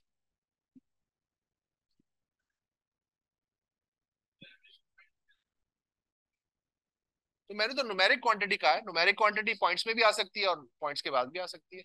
मैंने ये कब कहा कि ये डिस्क्रीट या कंटिन्यूस है? मैंने कहा ये न्यूमेरिक क्वांटिटी है, न्यूमेरिक क्वांटिटी जो नंबर्स में आ जाए। अब आपको क्लियर हुआ बेटा? अच्छा, आपका कोई क्वेश्चन था बेटा? हो गया। अच्छा, अब मैं आपसे कहूं कि एक और एग्जांपल दो इसकी, तो आप कहेंगे पॉपुलेशन स्टैंडर्ड डेविएशन। पॉपुलेशन, ये स्टैंडर्ड डेविएशन क्या होता है ये हम आगे जाके पढ़ेंगे, फिलहाल सिर्फ नाम लिख रहे हैं उसका। कोई आपसे कहे कि एक और एग्जांपल दो, तो आप कहेंगे population proportion. Population proportion, proportion समझते हैं? इस क्लास में गर्ल्स का प्रोपोर्शन, तो number of girls divided by total class. थोड़ी देर के लिए मान लेते हैं 40 स्टूडेंट बैठा हुआ है, गर्ल्स है हमारे पास 5, तो गर्ल्स का प्रोपोर्शन हुआ 5/40, बॉयज का प्रोपोर्शन हुआ 35/40। प्रोपोर्शन समझ में आ गया बेटा? तो यही प्रोपोर्शन अगर किसके लिए हो? पॉपुलेशन के लिए, तो क्या कहलाएगा? पैरामीटर। और यही प्रोपोर्शन अगर सैंपल के लिए हो तो क्या कहलाएगा? स्टैटिस्टिक। यही पॉपुले ये जो मीन है या एवरेज है, ये अगर पॉपुलेशन के लिए हो तो क्या कहलाएगा? सैंपल के लिए हो तो क्या कहलाएगा? Standard deviation. पॉपुलेशन के लिए हो तो क्या कहलाएगा? पैरामीटर। सैंपल के लिए हो तो क्या कहलाएगा? समझ में आया? कोई बंदा रिपीट कर सकता है आप में से? सैंपल बताओ। जी, रिपीट कर सकते हो? जी।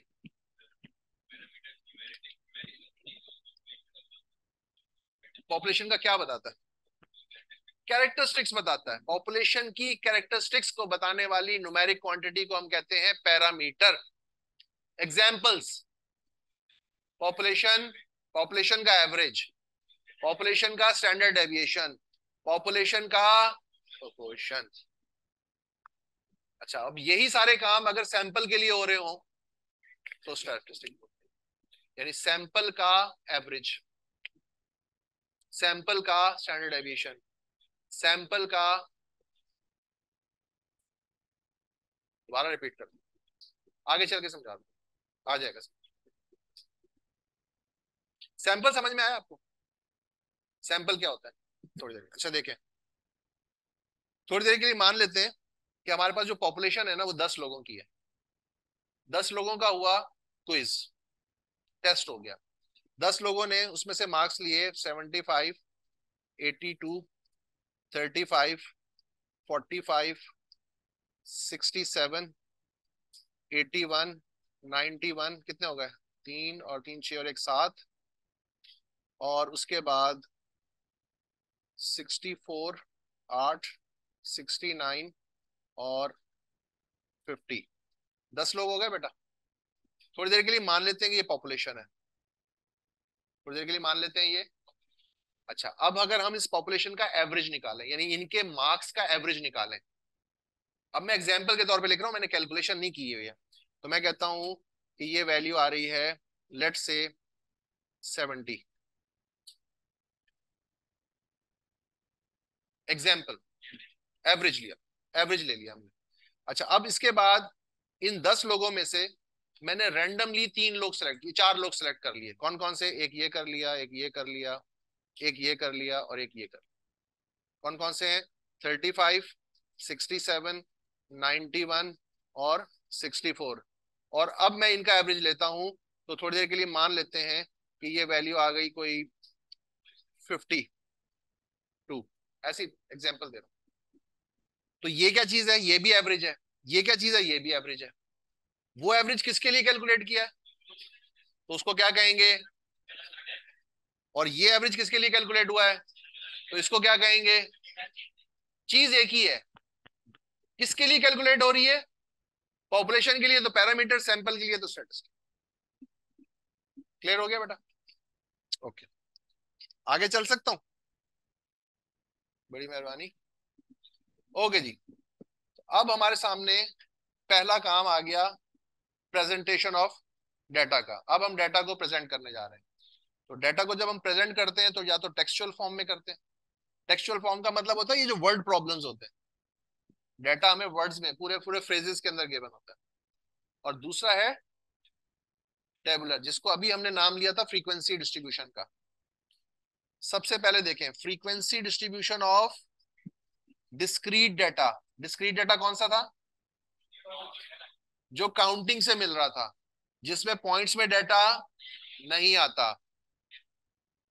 के ये देखें बेटा, ये क्या लिखा हुआ है? अच्छा, the following is the number of female employees in different branches of a commercial bank. क्या डेटा कलेक्ट किया है? उन्होंने किसी कमर्शियल बैंक को चूज किया, उस कमर्शियल बैंक की मुख्तलिफ ब्रांचेस को विजिट किया। विजिट करने के बाद वहां पे देखा कि इस ब्रांच में, पहली ब्रांच में गए, वहां जाके देखा कि यहाँ पे कितनी फीमेल एम्प्लॉइज हैं जो इस ब्रांच में काम कर रही हैं। तो उसका आंसर था 2। उसका आंसर क्या था? तो पहली ब्रांच में 2 फीमेल एम्प्लॉइज काम कर रही थी। दूसरी ब्रांच में गए, वहां जाके काउंट किया तो पता चला 4 खवातीन काम कर रही हैं। तीसरी ब्रांच में जाके काउंट किया तो, फिर चौथी में गए तो, और इस तरह उन्होंने ये सारा डाटा कलेक्ट कर लिया। ये डाटा किसके ऊपर है? नंबर ऑफ फीमेल एम्प्लॉइज के ऊपर। मुझे ये बताओ, number of female employees count करोगे या मेयर करोगे? तो फिर ये डिस्क्रीट वेरिएबल हो गया। तो अब हमने क्या करना है? हमने इसकी फ्रीक्वेंसी डिस्ट्रीब्यूशन बनानी है। फ्रीक्वेंसी डिस्ट्रीब्यूशन बनाने के लिए सबसे पहला काम हम ये करते हैं कि डेटा की सबसे बड़ी वैल्यू और डेटा की सबसे छोटी वैल्यू को आइडेंटिफाई करते हैं। और ये काम आप लोग करेंगे और मुझे बताएंगे कौन सी बड़ी वैल्यू और कौन सी छोटी है। यानी 0 सबसे कम वैल्यू है और 10, यानी मैक्सिमम जो नंबर ऑफ फीमेल एम्प्लॉइज उन्हें किसी बैंक में, किसी ब्रांच में मिली है वो 10 है।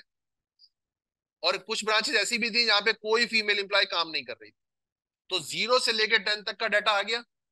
हमने क्या काम किया? हमने उसको इस तरह से लिख लिया, नंबर ऑफ एम्प्लॉइज जी। बिल्कुल बनेंगी। उस वक्त बनती हैं जब हमारे पास रेंज ज्यादा हो। सुने सुने, ये भी ग्रुप डाटा ही है बेटा, बात को समझना। यहां पर मेरे पास रेंज है 0 से लेकर 10 तक की। मैं 0 से लेकर 10 तक को ऐसे लिख सकता हूं वर्टिकली। लेकिन फर्ज कर लें ये रेंज होती 0 से लेकर 50 तक की, तो फिर मैं 0 से लेकर 50 तक नंबर्स को इस तरह से नहीं लिख सकता। फिर मैं क्या करता? फिर मैं क्लासेस बनाना शुरू कर देता। बात समझ आइए? जब रेंज ज्यादा होगी तो क्लासेस बना दूंगा, रेंज कम होगी तो इस तरह से लिख दूंगा। तो यहाँ पे रेंज मेरे पास क्या है? कम है, तो मैंने सीधा लिख दिया। ओके। अच्छा, अब यहां पर नंबर ऑफ एम्प्लॉय 0 से लेकर 10 तक आ गया, और आगे यहाँ पर फ्रीक्वेंसी लिखा हुआ है। मैं इसको थोड़ी देर के लिए क्रॉस करके यहाँ लिख रहा हूँ टैली। बेसिकली मुझे काउंट करके लिखना है यहाँ पे। उसका तरीका क्या है? मैं पहले टैली बनाऊंगा। ये देखें बेटा, टैली बनाने का तरीका ये है कि यहाँ पे जो पहला नंबर है 2, इसको यहाँ पे क्रॉस करूंगा और यहाँ पे 2 जहां लिखा हुआ है उसके सामने एक लाइन लगा दूंगा। फिर दूसरा नंबर 4 क्रॉस करूंगा, यहाँ 4 के सामने एक लाइन लगा दूंगा। फिर 6, 1, 3, 5, 3, दूसरी लाइन आ जाएगी, 7, 8, 6, 4, 7, 4, फिर 4, 2, 1, 3, 6, 4। अब देखें, पहले 4 लाइन स्ट्रेट लगा चुका हूं, पांचवी लाइन यूं लगाऊंगा। 4 जो है वो 5 टाइम्स आया है, तो मैंने पहले लिखा 1, फिर 2, फिर 3, फिर 4, फिफ्थ लाइन इस तरह से क्रॉस में लगाऊंगा। ठीक है। और ये काम करना है आप लोगों ने, बहुत मजे से बैठ के तुम लोग देख रहे हो। कॉलम बनाओ 0 से लेकर 10 तक का। जी जी, बहुत मजे आ गए तुम लोगों को। और अब मैं ये आप लोगों के लिए बना के दूं। आप लोगों ने ये मुझे इस तरह की टैली बना के दिखानी है। 4 लाइंस लगेंगी स्ट्रेट में और फिफ्थ लाइन लगेगी क्रॉस में, और फिर 1, 2, 3 से स्टार्ट कर देंगे। चलें, शाबाश।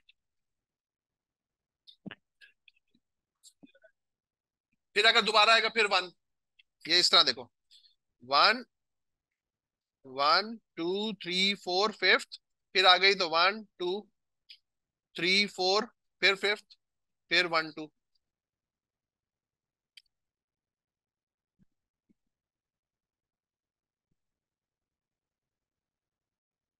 हो गया बेटा? चलो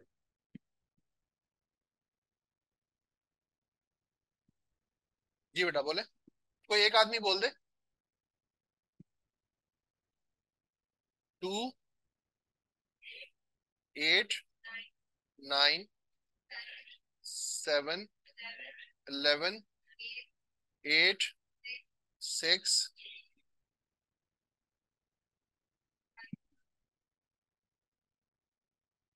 इसका टोटल जो है बेटा वो बन रहा है 69।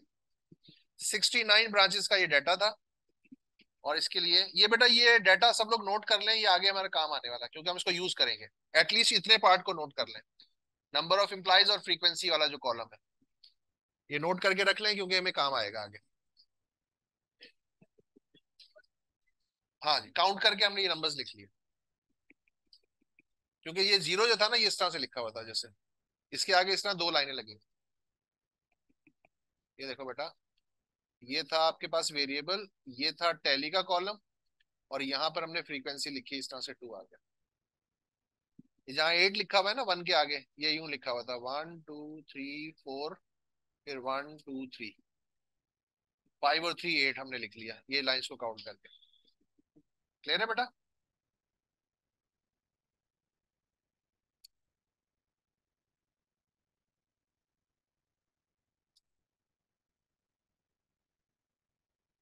हाँ जी, डन। आगे चले।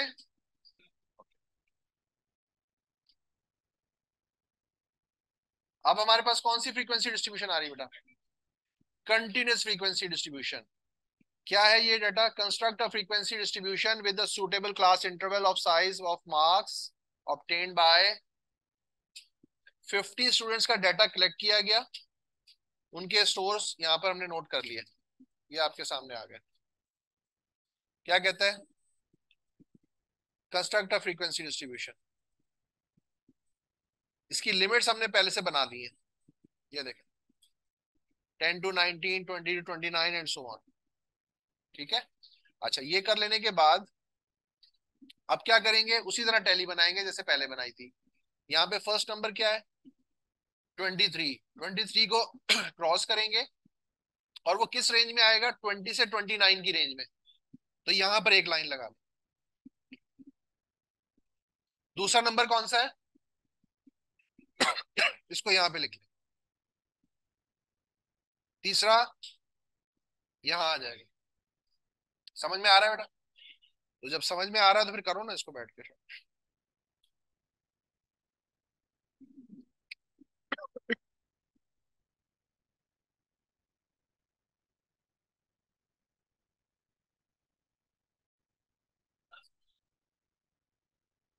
नहीं बेटा, क्लास मार्क्स, हाँ, मिड पॉइंट्स।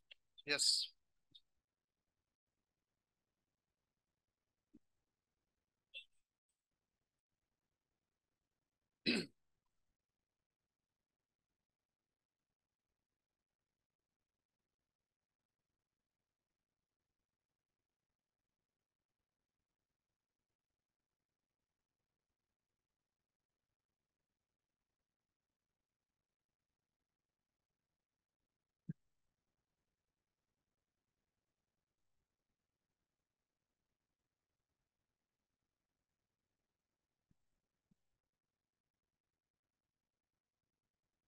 ये 79 तक बनाएंगे आप, 10 to 19, 20 to 29, तो 79 तक बनाएंगे आप। 79 है, 69 है? 79।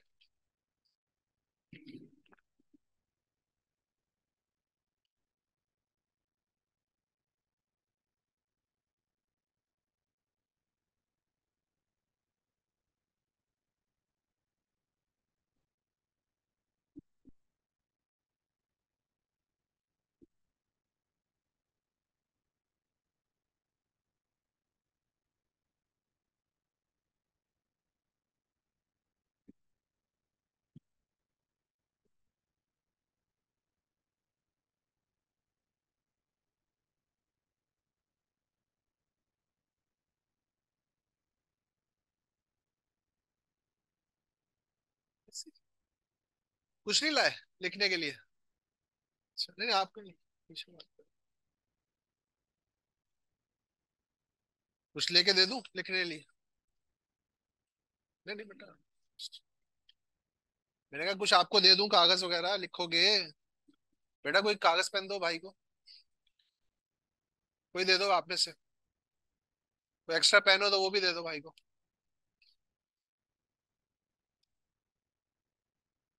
मिड पॉइंट है बेटा। अभी फिलहाल आपने सिर्फ फ्रीक्वेंसी तक बनाना है, तो आगे फिर मैं बताऊँ।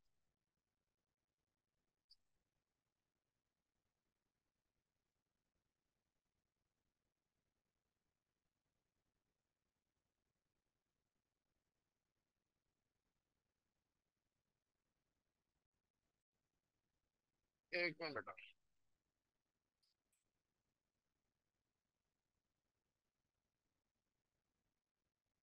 जी बेटा बोले, फ्रीक्वेंसी 2, 4, 7, 10, 16, 8, 3, और टोटल इसका 50। ठीक हो गया, सबकी यही वैल्यूज है। ओके। अब बेटा जरा 2 मिनट के लिए मैं चाहता हूँ आप लोग बोर्ड की तरफ देख लें जरा, सब लोग। ये हमारे पास थी क्लास लिमिट्स। क्लास लिमिट्स में आपको क्या चीज नजर आ रही है? गैप नजर आ रहा है। और इस गैप को जब हम खत्म करते हैं तो उसको हम बना देते हैं क्लास बाउंड्रीज। अच्छा, क्लास बाउंड्री क्या चीज है? क्लास बाउंड्री होती है, ये देखें, ये है फर्स्ट क्लास, ये है सेकंड, ये है थर्ड, ये है फर्स्ट क्लास की लोअर, ये है फर्स्ट क्लास की अपर, सेकंड क्लास की लोअर, सेकंड क्लास की अपर। ठीक है? तो क्लास बाउंड्री फर्स्ट क्लास की अपर और सेकंड क्लास की लोअर का सिंपल एवरेज है। क्लास बाउंड्री क्या चीज है? फर्स्ट क्लास की अपर, सेकंड क्लास की, उन दोनों का सिंपल एवरेज। सिंपल एवरेज कैसे निकालेंगे? दोनों को प्लस करेंगे, डिवाइड बाय 2 कर देंगे। दोनों को प्लस करेंगे तो फर्स्ट क्लास की अपर है हमारे पास 19, ये, और सेकंड क्लास की लोअर है 20। तो 19 + 20 डिवाइड बाय 2 इज 19.5।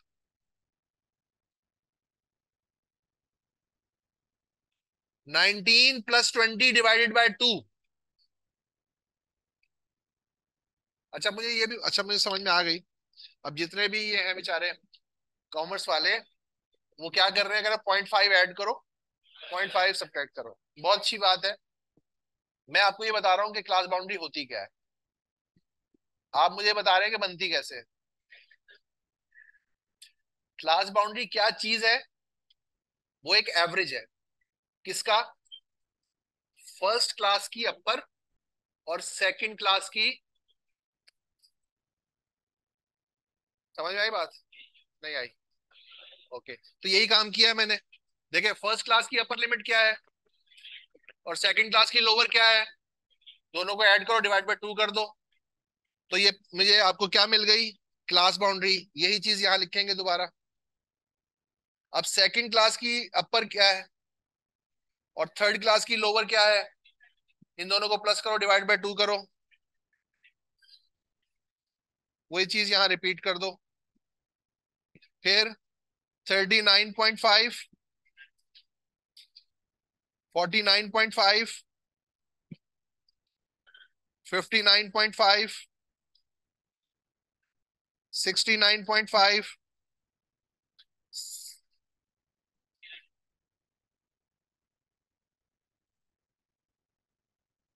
अच्छा, अब उसके बाद बेटा जरा एक मिनट के लिए बोर्ड की तरफ देखो। यहाँ पे 79 एंड हो रहा है, अगर 79 के बाद भी कोई क्लास होती तो कौन सी होती?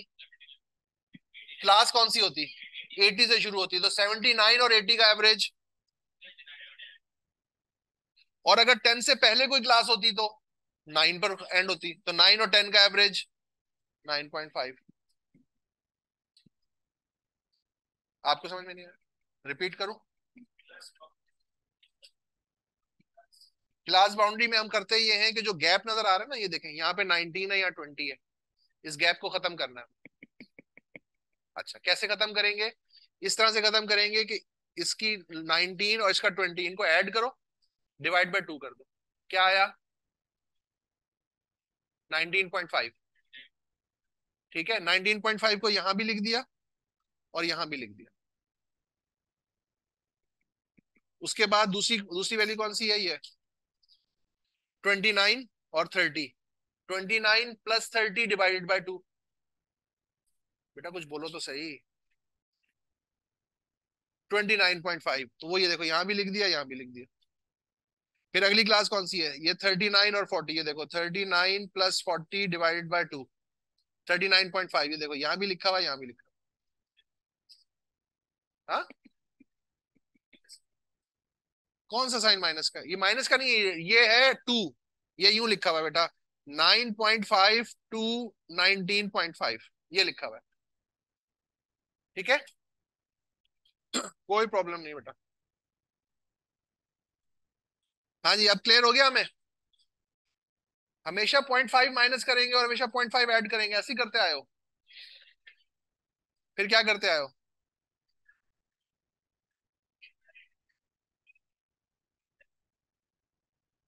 फिर क्या करोगे? हाँ, बिल्कुल सही बात है।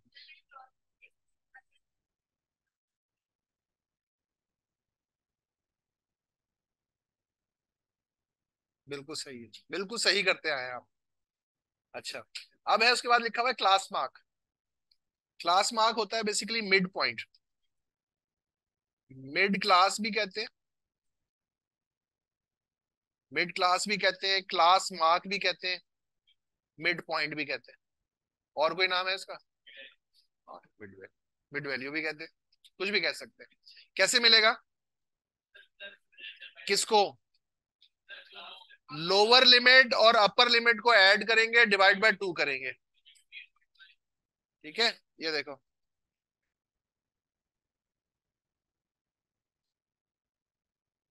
ये देखो बेटा, 10 प्लस 19 डिवाइडेड बाय 2 इज 14.5।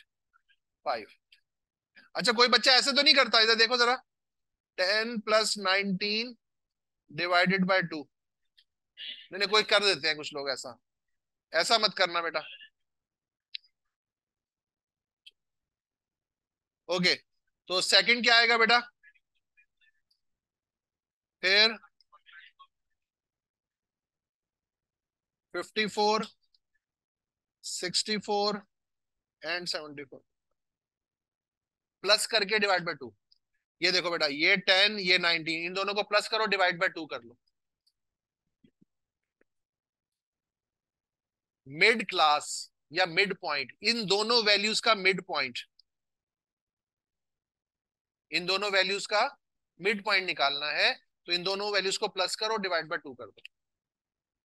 इसी तरह यहां देखो 20 और 29 को प्लस करो, डिवाइड बाय 2 कर दो। 20 + 29 डिवाइड बाय 2। क्लियर है बेटा?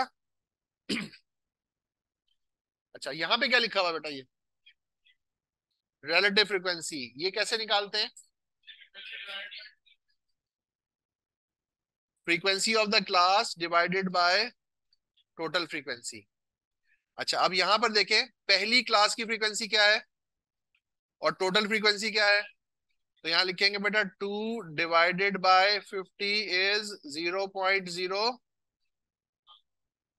अच्छा, उसके बाद दूसरी क्लास की फ्रीक्वेंसी है 4,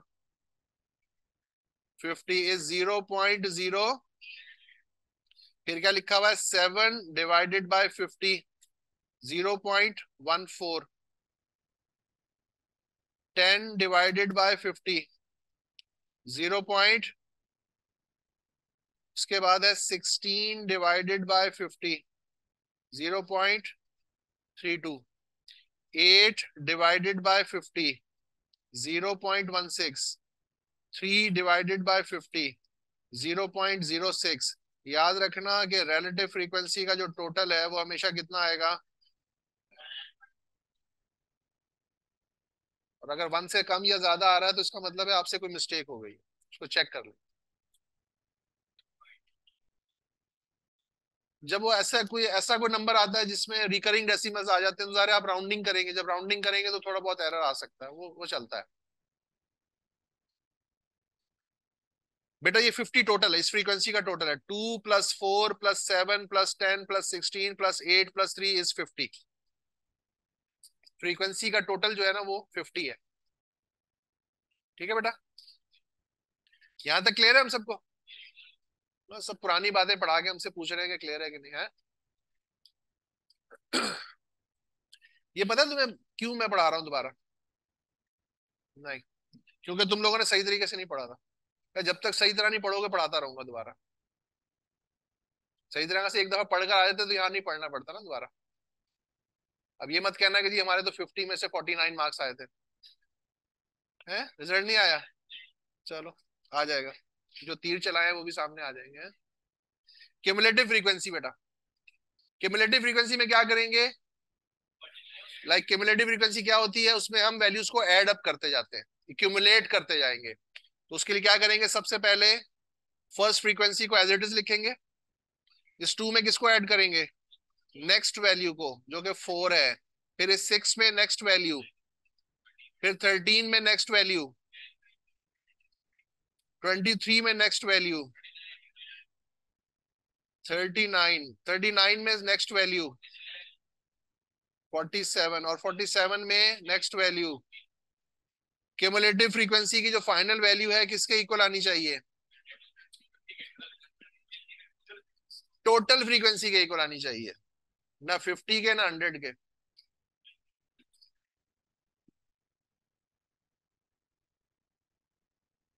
कोई बात नहीं, ले लो अंगड़ाई, थक जाता है इंसान। खुल के अंगड़ाई ले, कोई मसला नहीं। ओके बेटा, आज के लिए इतना काफी है तुम लोगों के लिए। क्लास आपकी 4:30 तक थी। देखो 15 मिनट पहले छोड़ रहा हूँ, याद रखना ये बात।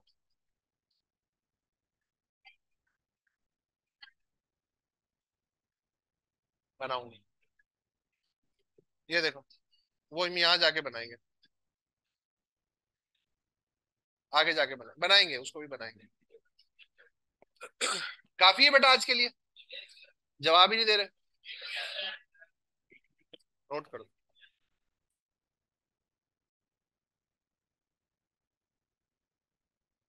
चलो जी, अपना बहुत ख्याल रखिएगा। इंशाल्लाह जिंदगी रही तो मुलाकात होगी। जितने दिन आप बर्दाश्त कर सको। इंपॉर्टेंट बात है ना।